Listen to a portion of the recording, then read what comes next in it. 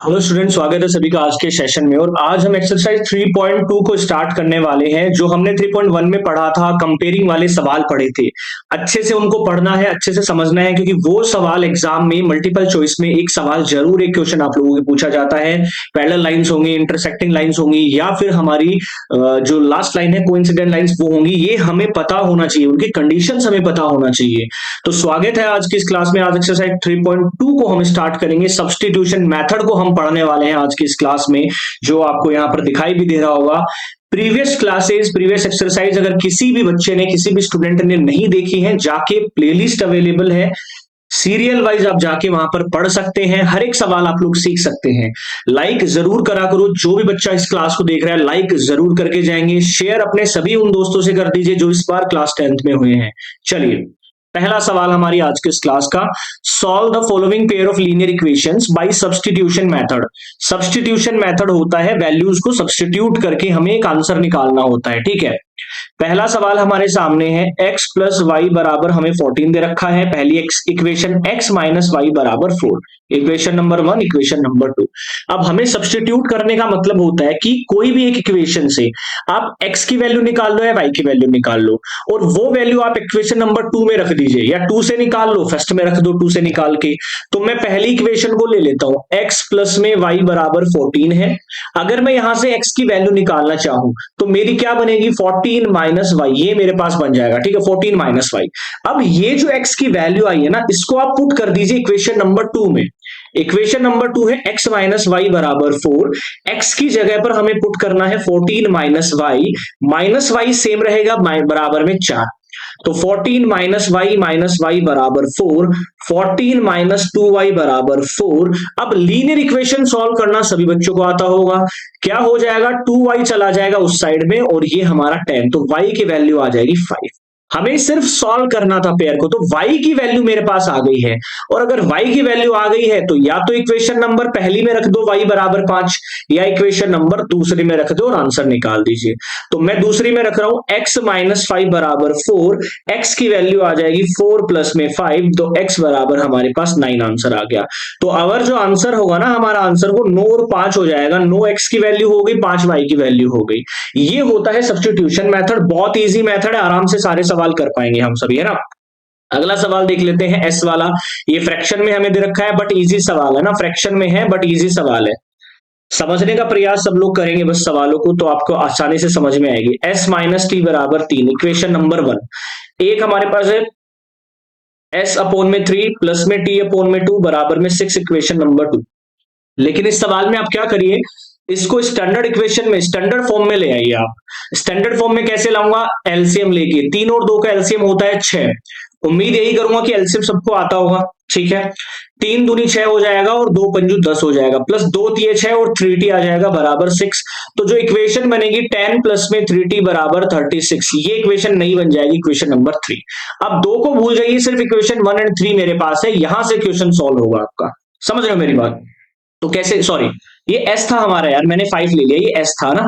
तो ये कितना हो जाएगा, 2s हो जाएगा, ट्वाइस ऑफ s। तभी मैं सोचू कि हमारा क्या मिस हो गया, ये ट्वाइस ऑफ s हो जाएगा। ठीक है, अब यहां से देखिए, मैं s की वैल्यू यहां से निकालना आसान है। s माइनस टी बराबर 3 है, s की वैल्यू निकल जाएगी 3 प्लस टी। ये वैल्यू रख दीजिए इक्वेशन नंबर 2 में। तो twice of 3 plus T, plus हमारे पास आ जाएगा 3t बराबर 36। ये हमारा होगा 6 प्लस में 2t प्लस में 3t बराबर 36, 6 प्लस में 5t बराबर 36, तो 5t की वैल्यू आ जाएगी 30। यहां से t निकालना बहुत आसान है, 6 आ जाएगा। और अगर t बराबर 6 है तो यहां रख दीजिए, क्योंकि यहां निकालना आसान है। ठीक है, तो s माइनस 6 बराबर 3, s बराबर आ जाएगा 9। तो यहां से ये दो वैल्यू आ जाएगी। तो कभी भी ऐसे मत घबराना कि सर ये फ्रैक्शन में वैल्यू आ गई है, हम क्या करेंगे, स्टैंडर्ड फॉर्म में कन्वर्ट कर लीजिए, बहुत आसान सवाल हो जाएगा। ये सवाल आप लोग खुद करेंगे, कमेंट करके आंसर जरूर बताएंगे। जिस बच्चे को ये सवाल नहीं आता है वो भी कमेंट करेगा कि सर हमसे नहीं हो पाया ये सवाल, है ना। अगला सवाल देख लेते हैं, अंडर रूट वाला। बहुत सारे बच्चों को इसमें दिक्कत होगा अंडर रूट में। क्या दे रखा है, under root 2x plus under root 3y बराबर 0, इक्वेशन नंबर 1। दूसरा है under root 3x minus under root 8y बराबर 0, इक्वेशन नंबर 2। अब यहां से भी मैं उठा लेता हूं इक्वेशन नंबर 2 को, क्योंकि ये माइनस है, उधर जाएगा तो वैसे ही प्लस दे देगा, तो आसानी से निकाल सकते हैं। x की वैल्यू निकालूंगा मैं, अंडर रूट 3x बराबर हो जाएगा अंडर रूट 8y।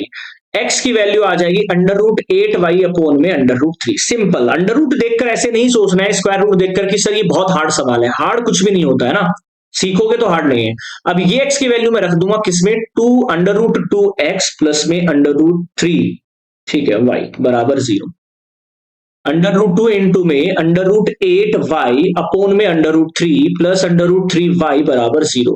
अब देखो, बहुत सारे बच्चों को नहीं पता होगा कि under root 2 into under root 8 है, मैं इसको कंबाइंड करके 2 इंटू 8 लिख सकता हूं, 16 हमारे पास आ जाएगा, फाइनल आंसर 4 मेरे पास आ जाएगा। ठीक है, ऐसे मत कर, ऐसे कर सकते हो आप आराम से। तो मेरे पास ऊपर वाले का जो सॉल्यूशन है ना, वो मेरे पास आया 4y अपॉन में अंडर रूट 3 प्लस में अंडर रूट 3y बराबर 0। यहां से मुझे क्या निकालना है, y की वैल्यू। मैं कॉमन ले लूंगा y यहां से, 4 upon under root 3 plus under root 3 बराबर 0, और y की वैल्यू जो मेरे पास यहां से आएगी ना, y की वैल्यू, ये कंप्लीट वैल्यू मेरे पास आ जाएगी 0 यहां से।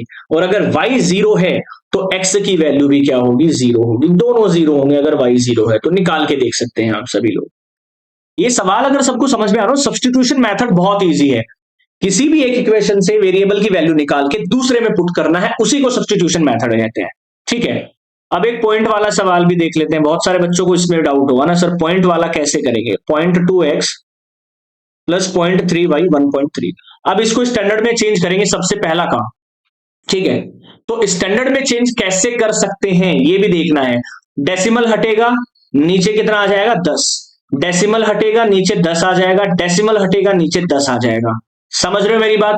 अब देखो, इसका एलसीएम में 10 ले लूंगा तो सेम 2x प्लस में 3y बनेगी, ये 13/10 रहेगा। नीचे बेस सेम है तो कट जाएगा। इक्वेशन स्टैंडर्ड हमारे पास बन गई 2x प्लस में 3y बराबर 13, equation number 1।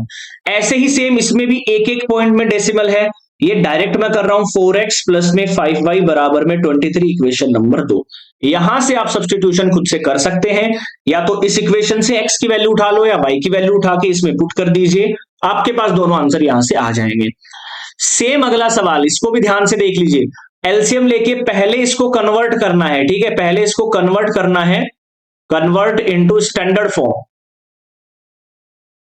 Standard form convert करना है स्टैंडर्ड फॉर्म में, देन आप आंसर आराम से निकाल सकते हो। उम्मीद करूंगा ये सवाल भी सबके समझ में आया होगा। तो अगर ये सारे सवाल आज के समझ में आ गए हो, सब्स्टिट्यूशन मेथड समझ में आया हो, लाइक जरूर करना, शेयर जरूर कर देना अपने सभी फ्रेंड्स से। जय हिंद।